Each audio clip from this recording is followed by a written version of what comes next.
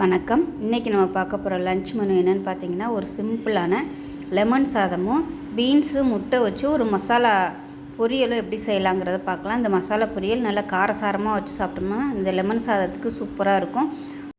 வாங்க இந்த லெமன் சாதமும் பீன்ஸ் முட்டை மசாலாவும் எப்படி செய்யலாங்கிறத பார்க்கலாம். ஒரு பேன் எடுத்துக்கலாம், எண்ணெய் சேர்த்துக்கலாம். அதில்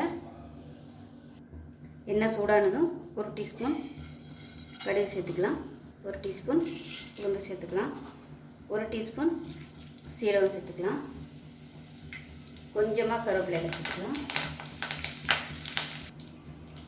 இப்போ இது எல்லாமே நல்லா பொரியுது. இப்போ ஒரு கைப்பிடி அளவுக்கு வெங்காயம் சேர்த்துக்கலாம், பொடியாக கட் பண்ணது.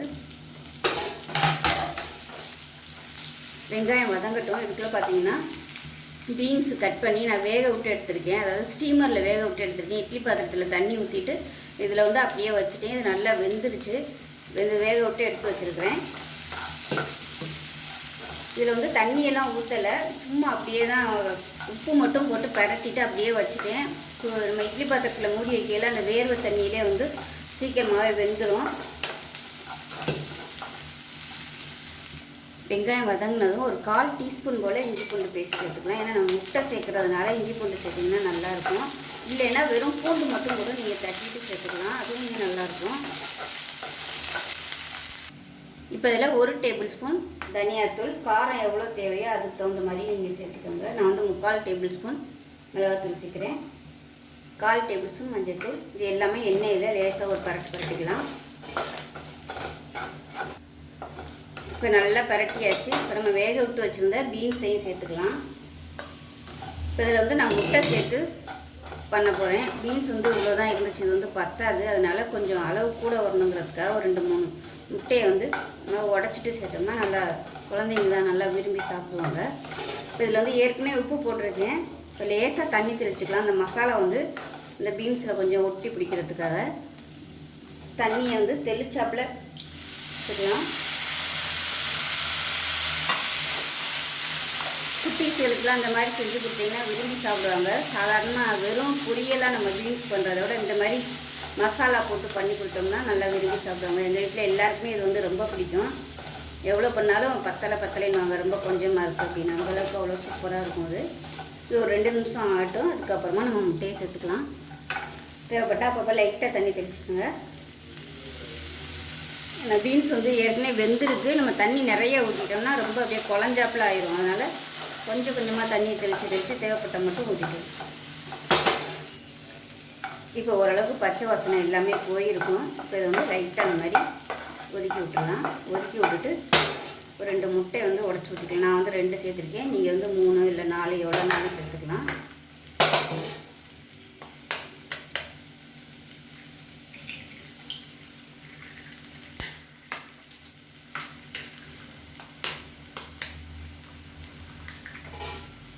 இப்போ இந்த முட்டைக்கு தேவையான உப்பு, கொஞ்சமாக மஞ்சள்தூள் சேர்த்துக்கலாம். லைட்டாக அந்த முட்டையை கரண்டி வச்சு மாதிரி திருப்பி விட்டுக்கலாம். கலந்து விட்டோம்னா அது சீக்கிரமாகவே வெந்துடும். ஓரளவுக்கு ஒரு 3/4 பதம் வெந்ததுக்கப்புறமா பீன்ஸையும் சேர்த்து நம்ம பரட்டினோம்னா நல்லா பிடிச்சிக்கிறோம். இப்போ பாருங்கள், ஓரளவுக்கு நல்லா வெந்துருச்சு. இந்த ஸ்டேஜில் பீன்ஸையும் சேர்த்து பரட்டி விட்டுக்கலாம். அடுப்பு மீடியத்தில் வச்சுக்கோங்க. சட்டுன்னு முட்டை வெந்துடும்.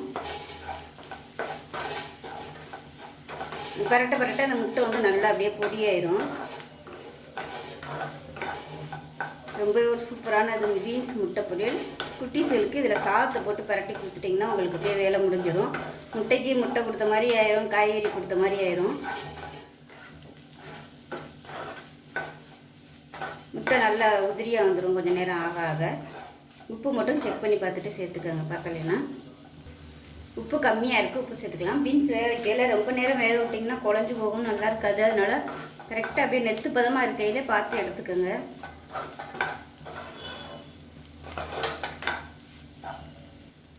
இப்போ அதில் லாஸ்ட்டாக கொத்தமல்லியில் சேர்த்துக்கலாம்.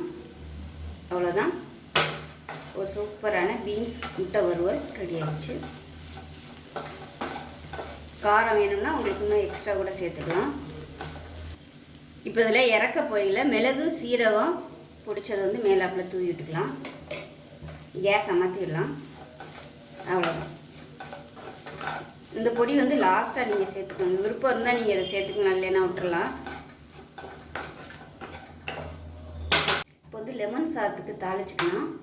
ஒரு பேன் எடுத்துக்கலாம். அதில் தேவையான அளவுக்கு எண்ணெய் விட்டுக்கோங்க. எண்ணெய் வந்து லெமன் சாதத்துக்கு கொஞ்சம் கூட இருந்தால் தான் நல்லா உதிரியாக வரும். இப்போ எண்ணெய் சூடாகிடுச்சு. கடுகு 1 டீஸ்பூன் சேர்த்துக்கலாம். உளுந்து 1 டீஸ்பூன் சேர்த்துக்கலாம். ஒரு கைப்பிடி அளவுக்கு கடலைப்பருப்பு சேர்த்துக்கலாம். அதேமாதிரி ஒரு கைப்பிடி அளவுக்கு வேர்க்கடலை சேர்த்துக்கலாம்.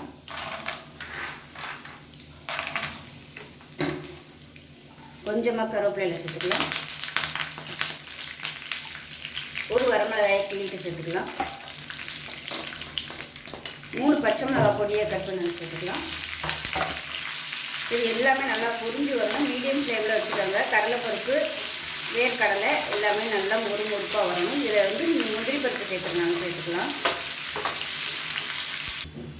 இப்போ இது எல்லாமே நல்லா வறுபட்டுருச்சு. இப்போ கேஸ் அமர்த்திட்டு பெருங்காயம் சேர்த்துக்கலாம். கடைசியாக பெருங்காயம் சேர்த்துக்கோங்க. அப்போ தான் நல்லா வாசனையாகவும் இருக்கும், கருகாமையும் இருக்கும். இப்போ நான் கேஸ் அமர்த்திட்டேன். இப்போ தேவையான அளவுக்கு மஞ்சள்தூள் சேர்த்துக்கலாம். இப்போ உப்பு சேர்த்துக்கலாம். சாதம் வடிக்கையிலே உப்பு சேர்த்துருக்கேன். இதுலேயே நம்ம கொஞ்சம் உப்பு சேர்த்தோம்னா தான் டேஸ்ட்டாக வரும். இந்த சூட்லேயே வந்து மஞ்சள்தூள் வெந்துடும். அவ்வளோதான். நமக்கு வந்து இப்போ தாளிப்பு எல்லாமே ரெடி ஆயிடுச்சு. இப்போ இதில் பச்சரிசி சாதம் வந்து நான் வேக விட்டு எடுத்து வச்சுருக்கேன். அதாவது சாதம் வந்து வடித்து தான் வச்சுருக்கேன். லெமன் சாதத்துக்கு பச்சரிசி சாதம் பண்ணோம்னா தான் நல்லாயிருக்கும். அதுவும் உதிரியாக இருந்தால் தான் சாதம் வந்து நல்லாயிருக்கும். பச்சரிசி சாதத்தில் பண்ணும்போது நல்லா சாஃப்டாக இருக்கும். இது வந்து உப்பு போட்டு வடித்து வச்சுருக்கேன். நல்லா ஆறிடுச்சு. நான் முதலே வந்து நான் அதை வடித்து வச்சுருக்கேன். இப்போ நம்ம வந்து கலந்து வச்சதை சேர்த்துக்கலாம்.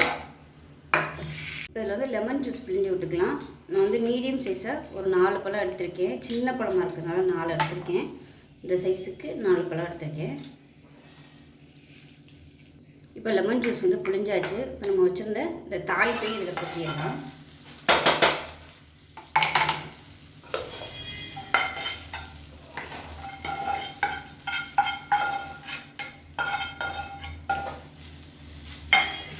இப்போ எல்லாத்தையும் நல்லா கிளறி விட்டுக்கலாம்.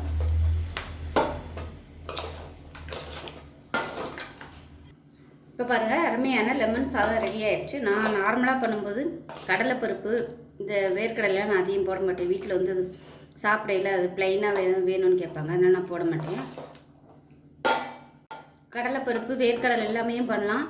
அப்படி இல்லைன்னா வெறும் கடலைப்பருப்பு மட்டும் நீங்கள் ஊற வச்சு தண்ணியை ட்ரை பண்ணிவிட்டு சேர்த்திங்கன்னா நல்லாயிருக்கும். இது இந்த மாதிரி சாப்பிடையில் கொஞ்சம் கடுக்குன்னு இருக்கும்.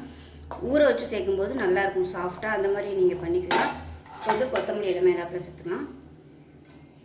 இதில் வந்து விருப்பப்பட்டால் நீங்கள் தேங்காய் கூட சேர்த்துக்கலாம். நம்ம தாளிப்பு கொடுக்கையில் ஒரு 2 ஸ்பூன் தேங்காயையும் லேசாக கேஸ் அமர்த்திட்டு தாளிச்சிட்டு இதோட சேர்த்திங்கனாலும் டேஸ்ட் இன்னும் சூப்பராக இருக்கும். தேங்காய் கூடையில் நமக்கு இப்போ சூப்பரான லெமன் சாதம் ரெடி ஆயிடுச்சு. இப்போ பாருங்கள், லெமன் சாதமும் பீன்ஸு முட்டை மசாலா பொரியலும் ரெடி ஆயிடுச்சு. ஸோ அந்த ரெண்டுமே பார்த்திங்கன்னா காம்பினேஷன் நல்லாயிருக்கும். இல்லை இது இல்லைன்னா உங்களுக்கு வேறு எது பிடிச்சாலும் நீங்கள் செஞ்சுக்கலாம். ஸோ நான் இன்றைக்கி வந்து இந்த லஞ்ச் மெனு தான் செஞ்சுருக்கேன். ஸோ இதே மாதிரியே செஞ்சு பாருங்கள்.